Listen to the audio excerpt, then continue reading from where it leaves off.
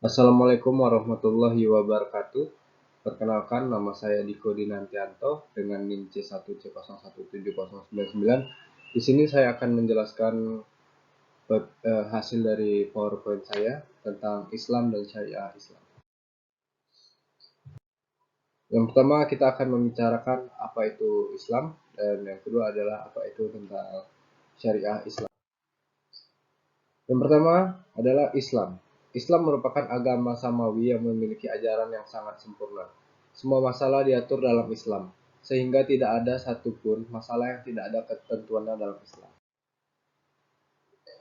Untuk memahami ajaran Islam secara keseluruhan, memang dibutuhkan waktu yang tidak sebentar. Tapi, tidak banyak umat Islam yang mengetahui ajaran Islam yang tidak sebentar. Tidak banyak umat Islam yang mengetahui ajaran Islam secara menyeluruh. Bahkan masih banyak umat Islam yang hanya menganut Islam secara formal saja dan sama sekali tidak mengetahui ajaran Islam. Secara terminologi, makna Islam digambarkan oleh Nabi Muhammad SAW dalam sabda beliau. Islam adalah bahwasanya engkau bersaksi bahwa sesungguhnya tiada Tuhan selain Allah dan bahwa sesungguhnya Muhammad adalah utusan Allah. Engkau menegakkan sholat, menunaikan zakat, melaksanakan saum Ramadan, dan menunaikan ibadah haji ke Baitullah jika engkau berkemampuan melaksanakannya. Hadis riwayat Muslim. Berikut beberapa makna Islam, antara lain. Yang pertama, Islam adalah ketundukan. Yang kedua, Islam adalah wahyu Allah. Yang ketiga, Islam adalah agama para nabi dan rasul. Yang keempat, Islam adalah hukum-hukum Allah di dalam Al-Quran dan Sunnah. Yang kelima, Islam adalah jalan Allah yang lurus. Yang keenam, Islam pembawa keselamatan dunia dan akhirat.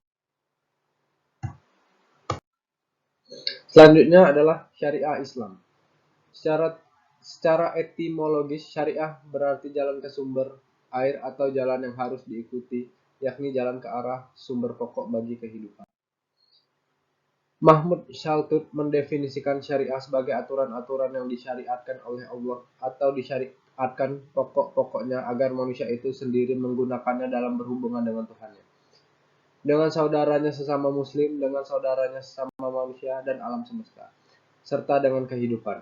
Shaltut menambahkan bahwa syariah merupakan cabang dari akidah yang merupakan pokoknya. Keduanya mempunyai hubungan yang sangat erat yang tidak dapat dipisahkan. Akidah merupakan fondasi yang dapat membentengi syariah, sementara syariah merupakan perwujudan dari fungsi kalbu dalam berakidah.